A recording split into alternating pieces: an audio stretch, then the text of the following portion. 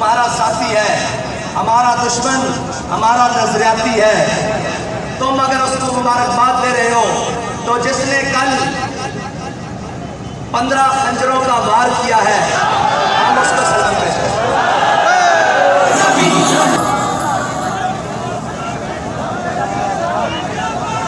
اور ناموس رسالت کے لیے ملک کے اندر سوشل میڈیا کی بدترین گستاخی ہو رہی ہے، اس کے اوپر اس کے لیے جو بھی کوئی کام کر رہا ہے اور جس طرح بھی کوئی کام کر رہا ہے ہم اس کے ساتھ کھڑے ہیں، اور ناموس رسالت کے پرچم کو بلند کرنے کے لیے ہمیں جس حد تک جس طرح جانا پڑا انشاءاللہ ہم جائیں گے۔ اقتدار کے مزے لینے والوں تم لو اقتدار کے مزے، یہ اقتدار اب مزیدار رہنا ہی نہیں ہے، یہ اقتدار اب دن بدن جس کے ہاتھ لگے گا اس کا منہ کالا کرے گا، جب تک اس ملک کو اب ان نظام اور ان صورتوں پر کھڑا نہیں کیا جاتا جس کا وعدہ لے کر اللہ تعالیٰ سے ہم نے دعائیں کی تھی کہ یا اللہ ہمیں کوئی وطن دے دے جس کے اندر ہم عملی صورت، عملی نظام اور عملی زندگی گزار سکے۔ جب تک وہ نظام نہیں آئے گا، جب تک ان تمام لعنتوں سے جس کو اسلام نے حرام قرار دیا گیا ہے اور اللہ نے ہم پر جن چیزوں کو حرام کیا ہے، جب تک ہم وہ چیزیں نہیں چھوڑیں گے اس ملک کے اندر کسی قسم کی کوئی بہتری نہیں آ سکتی۔ تم امریکہ کی تلوے چاٹنے کے بعد تم چائنا کے نیچے گھس جاؤ، تم رشیا کے نیچے گھس جاؤ، اس ملک کی بقا اب اسی بات کے ساتھ ہے کہ جب تک حضور کا دین تخت پر نہیں آئے گا یہ ملک ہرگز قبول نہیں پائے گا۔ سامنے جو بابا جی کے لیے ٹربیوٹ پیش کرنے کے لیے، ان کو سلام عقیدت پیش کرنے کے لیے جو شعر پڑھا ہے نا، وہ شعر عام بندے کا نہیں ہے، وہ شعر مولانا حسرت موہانی کا ہے کہ دلوں کو فکر دو عالم سے کر کے آزاد، دلوں کو فکر دو عالم سے کر دیا آزاد۔ سچی بات یہ ہے کہ اس نظریے کو سمجھنے کے لیے صرف مطالعہ پاکستان کی ضرورت نہیں ہے، اس نظریے کو سمجھنے کے لیے 1857 سے لے کے 1947 تک بچوں کو پڑھانے کی ضرورت ہے کہ ہم نے کتنی مشکلیں، کتنی قربانیاں دے کر یہ وطن حاصل کیا ہے۔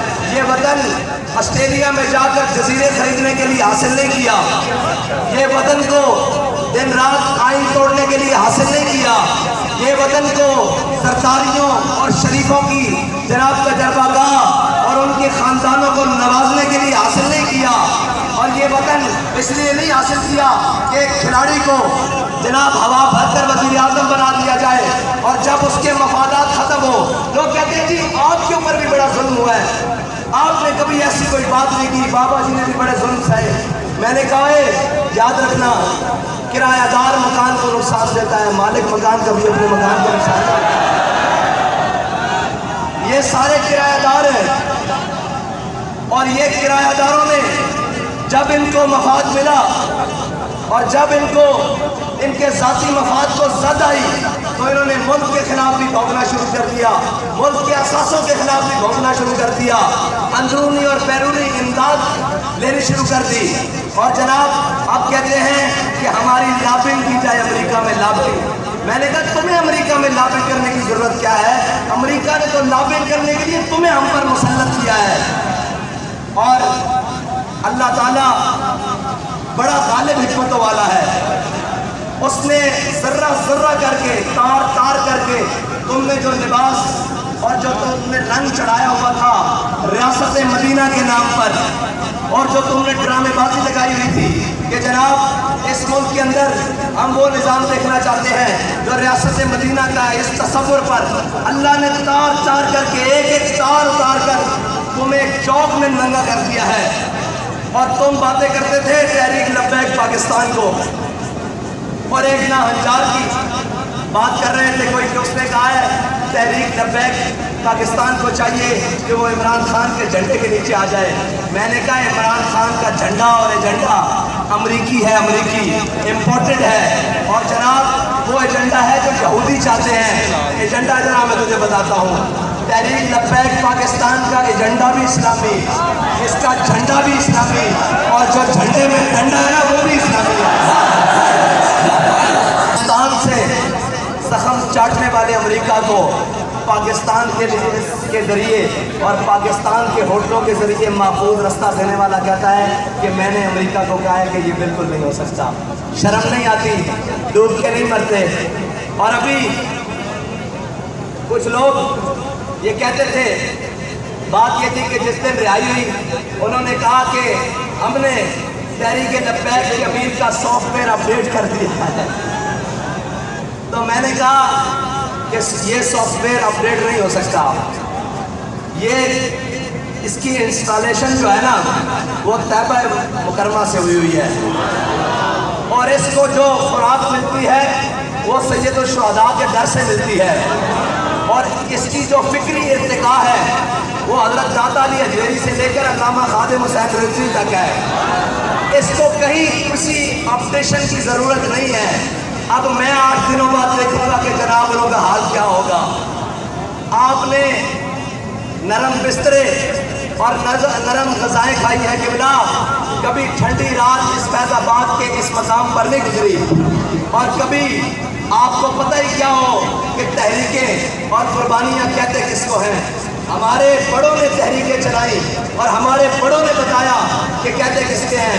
جب علامہ عبدالستار خان نیازی کو مارشل آرٹ ایڈمنسٹریٹر کے سامنے پیش کیا نا تو اس نے بڑا آکڑ کے ان میں بڑی آکڑ ہوتی ہے، یہ وردی والے ہو ان میں بھی بڑی آکڑ ہوتی ہے، تو علامہ صاحب نے جو ان کو جواب دیا ہے نا وہ ان سب کے لیے بڑا پیغام ہے۔ وہ کہنے لگا، نیازی صاحب میں نے سنا ہے آپ کی زندگی تحریکیں چلاتے ہوئے گزری ہے۔ تو مولانا نیازی نے کمال جواب دیا، اللہ کروڑوں رحمتیں ان کی قبر پر نازل فرمائے۔ مولانا نیازی کہنے لگے، اوے اگر نیازی تحریکیں نہ چلاتا تو تو یہاں وردی پہن کے نہ بیٹھ کھڑا ہوتا، بلکہ انارکلی کے چوک میں گھنٹریاں بیچ رہا ہوتا۔ اگر علامہ خادم حسین رضوی اس قوم کی سمت اور جہت درست کر کے نہ جاتے نا تو جو آج بھونکتے ہیں نا کہ انہوں نے تشدد کا رستہ اپنایا ہے، انہوں نے یہ کیا ہے، میں ان سے کہتا ہوں تمہارے بچے اللہ اکبر کہہ نہ رہے ہوتے بلکہ اسلام آباد میں کسی مندر کے اندر بیٹھ کر کسی مورتی کی پجاری کر رہے ہوتے، کہ اپنے گلوں میں سلیبے لٹکا کر اور جناب دائیں بائیں پھر رہے ہوتے۔ علامہ خادم حسین رضوی کی دینی غیرت، دینی خدمت نے یہ بات کی ہے کہ اب تمہارے گھر میں بھی چھوٹے چھوٹے بچے لبیک یا رسول اللہ کے نعرے لگاتے ہیں۔ لبیک یا رسول اللہ، لبیک لبیک یا رسول اللہ، لبیک لبیک یا رسول اللہ، لبیک لبیک یا رسول اللہ، لبیک لبیک یا رسول اللہ، لبیک لبیک یا رسول اللہ۔ اور تاریخ جس نے ہمیں بڑے سبق دیے ہیں، وہ ہر کوئی اٹھا اپنا نظریہ پیش کیا اور پھر جا کر کسی نہ کسی صورت میں بک گیا۔ میں نے کہا ہم اس دن جیتیں گے جس دن ہمارا کوئی مقابل نہیں ہوگا۔ یہ بڑی اہم بات ہے، غور کریں میں کیا کہہ رہا ہوں، کہ ہم اس دن جیتیں گے جس دن ہمارے مقابلے والے سارے اپنے جہاز بھر کے ملک سے باہر ہو چکے ہوں گے۔ اس وقت تک کے لیے آپ نے جذبوں کے ساتھ اپنے حوصلوں کے ساتھ میدان عمل میں رہنا ہے۔ اوے ہمارا وجود ہی ان کے لیے کافی ہے اللہ کے بندو۔ ان کو ڈر کیا ہے؟ ان کو پتا ہے کہ ایک بھی لبیک والا اسمبلی میں پہنچ گیا نا تو پھر بات کسی اور کی چلنی نہیں ہے، پھر بیانیہ کسی اور کا چلنا نہیں ہے، پھر کہتے ہیں کہ ہم امریکہ کے خلاف ہیں۔ میں نے کہا ہم امریکہ کے خلاف اس وقت بھی تھے جب وہ افغانستان میں گیا، ہم امریکہ کے خلاف اس وقت بھی تھے جب وہ عراق میں اترا، ہم امریکہ کے خلاف اس وقت بھی تھے جب وہ جناب برما میں اپنے ذریعے ظلم کروا رہا تھا، ہم امریکہ کے خلاف اس وقت بھی ہیں جب وہ پاکستان کے اندر کسی بھی صورت میں مداخلت کر رہا ہے۔ تم ڈرامے بازیاں مت کرو، تمہیں کیا پتا ہو۔ اور پھر بات کوئی آخری ہے کہ نچن والیاں دے گانا مکھی بھی پتا ہوئے کیا زیادہ دی جنگ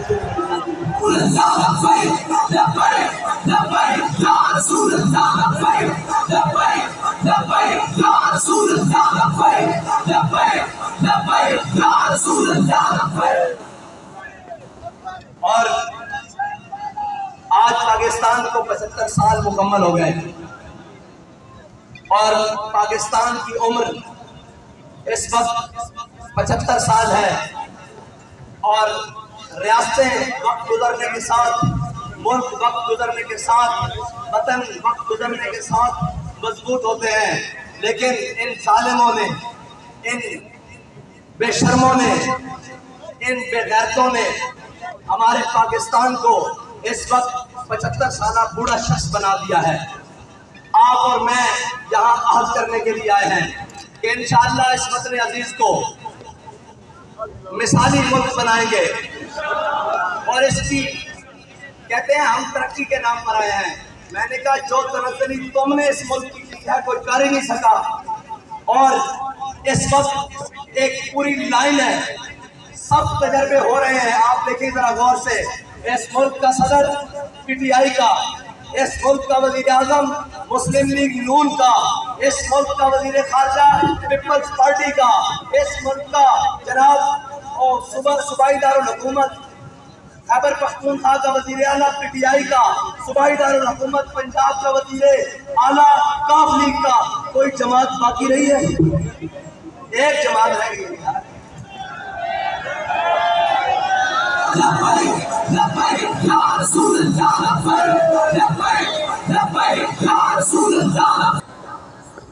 ایک جماعت ہے۔ میں نے آپ کو کہا عملی طور پر یہ تقریباً 12 اکٹھے ہو چکے ہیں، صرف اعلان کرنا باقی ہے۔ اور پھر اس کے بعد اس وقت جو ہمارے کشمیر کے ساتھ کیا جا رہا ہے، اتنے ناہنجار اور اتنے بے عقل لوگ شاید ہی پاکستان کی تاریخ میں کبھی آئے۔ ہمیشہ غلط فیصلہ، ہمیشہ غلط سائڈ چنی ہے۔ اور بھائی کشمیریوں کو اگر ساتھ ملانا ہے تو ان سے رائے اور مشورہ لینے میں کیا حرج ہے، ان کی بات ماننے میں کیا حرج ہے؟ تم کیا سمجھتے ہو کہ جبر اور استبداد سے اور جناب یہ کرنے سے کیا وہ مان جائیں گے؟ اگر اس کرنے سے مان جاتے تو پھر کبھی بھی حسین یزید کے مقابلے میں نہیں آتے۔ اس سے زیادہ جبر اور استبداد کب تھا؟ اس سے زیادہ جبر اور استبداد اور ظلم اور گھٹن کب ہوگی؟ یار کشمیریوں کا بھی پانی کو نہیں بند ہوئی، کشمیریوں کا بھی روٹی تو بند نہیں ہوئی نا، کشمیریوں کے بچوں کو بھی تو گولیاں نہیں ماری گئی نا۔ اس سے زیادہ جبر اور استبداد کب ہوا؟ لیکن حسین سامنے کھڑے ہو گئے۔ تمہیں عقل ہونی چاہیے، تم پاکستان کو مزید کتنے رکھنے ڈلوانا چاہتے ہو، اس کو مزید کتنا تقسیم کروانا چاہتے ہو؟ اگر وہ تم سے کچھ سوال کرتے ہیں تو نظام پہلے بھی چل رہا ہے۔ تم نے پاکستان کو جو سنبھال لیا ہے، جو تم کشمیر کے بارے میں یہ فیصلے کرنے جا رہے ہو۔ ہاں اگر پاکستان کی صورتحال بڑی بہتر ہوتی تو ہم کشمیریوں کے پاؤں بھی پڑ جاتے، ہم کشمیریوں کے گوڈوں کو بھی ہاتھ لگاتے، ان کے تلووں کے نیچے اپنی ہتھیلیاں رکھتے تھے کہ مہربانی آپ مان جائیں۔ لیکن جب ان سے بات کی جاتی ہے وہ کہتے ہیں پہلے اپنی صورتحال تو دیکھو، کبھی اپنے آپ کو آئینے میں تو دیکھو، اپنی ریاست کو آئینے میں تو دیکھو، جو ہم ٹوٹے پھوٹے کر رہے ہیں ہمیں کتنا کرنا چاہتے ہو۔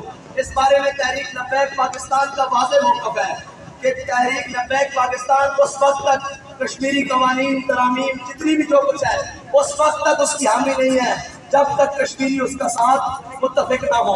اگر کشمیری متفق نہیں ہے تو ان کو بٹھایا جائے، ان سے بات کی جائے، ان کو سمجھایا جائے، ان کو قائل کیا جائے، اور ان کی جو شرائط ہیں جائز ان کو مانا جائے، اس کے بعد پھر جو بھی کیا جائے۔ لیکن اس سے پہلے ان پر کسی قسم کا ظلم، وہ حقیقی ظلم ہے، وہ پھر آپ میں اور ساتھ والے ہمسائے ممالک میں کوئی فرق نہیں ہے۔ حق بات یہی ہے بس، اس سے ہمارے اوپر کوئی قدر لگتی ہے، 1000 بار لگے، کروڑ بار لگے، اربوں بار لگے، لیکن حق بات ضرور کہیں گے اور ہر مقام پر کہیں گے۔ اس میں اپنے زد میں آئے، اپنی ذات زد میں آئے، اپنی جماعت زد میں آئے، اپنے لوگ زد میں آئے، اپنے بھائی زد میں آئے، اپنا کنبہ زد میں آئے، رشتہ دار زد میں آئے، حق بات کہنے سے پیچھے نہیں ہٹیں گے، کیونکہ ہم وعدہ کر چکے ہیں کہ مر جائیں گے، ظالم کی حمایت نہ کریں گے احرار کبھی، اور نہ ہم شیخ وہ والے شیخ جو لوگوں کو کہتے ہیں یا اللہ اس نے اتنا نیک حکمران دیا اور جا کر اس کے ساتھ بیٹھ جاتے ہیں۔ حضرت عمر سے کسی نے پوچھا تھا، حضرت عمر نے کسی سے پوچھا کہ بتاؤ اسلام کب گرے گا، اسلام کو کب نقصان پہنچے گا؟ گرے گا مطلب کہ کب اس کو نقصان پہنچے گا، نقصان پہنچنے کا اندیشہ ہوگا۔ اس نے کہا میں نہیں جانتا۔ حضرت عمر نے فرمایا ذلت العالم، جب عالم پھسل جائیں گے۔ اور آج بڑے بڑے دستاروں والے، بڑے بڑے جبہ و مکبب مجبب، وہ سارے پھسل رہے ہیں۔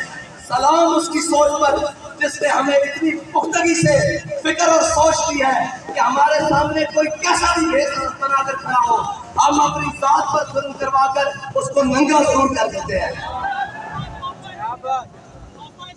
اور وہ یہ کہتا ہے نا کہ جناب کئی لوگ کہتے ہیں کہ ان کے نالین، مجھے بتائیں ان کو تکلیف ہو جاتی ہے کہ اس سے افضل ہے۔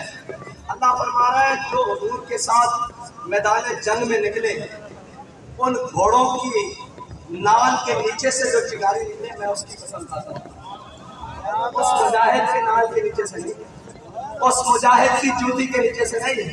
مجاہد گھوڑے پر ہے اور گھوڑے کا اس کا جسم گھوڑے سے مس ہے، اور گھوڑے کے اندر ذہن میں اس کی رکابیں ہیں، اور گھوڑے کے پاؤں زمین پر ہیں، اور گھوڑا بھاگ رہا ہے حضور کے دین کے لیے۔